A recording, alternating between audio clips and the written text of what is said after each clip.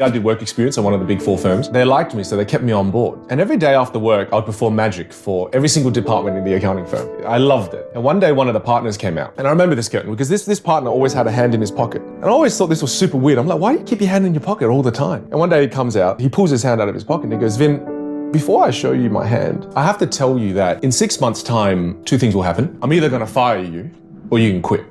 It's up to you. And I'm like, my dad's gonna kill me, man. And then he goes, well, let me show you my hand. And he pulls out his hand and he had really bad arthritis. And he goes, Vin, I love piano.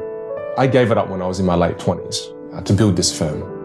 I had the opportunity to play in orchestras all over the world. I'd give this all up to have your youth again, to make the right decision. I can never play piano again.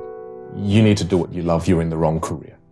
And I remember, there was this beautifully long pause.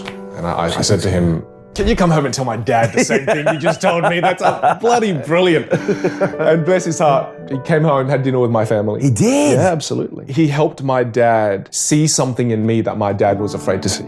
My dad knew that I had magical talents, but he was afraid to see it. My dad has known so much adversity in his life that to him, he clung to security. Whereas doing what you love is something that my dad never had the luxury of being able to do that because of that fear. That night, my dad was able to put fear aside because someone else who was successful in his eyes validated his son. Wow. And then from that day on, my dad and my mum became my biggest fans and my biggest supporters. And one line my dad said that I'll never forget, that I share at every keynote I do, is from that day on, my dad said, son, look, you owe me one thing, you know this, boy.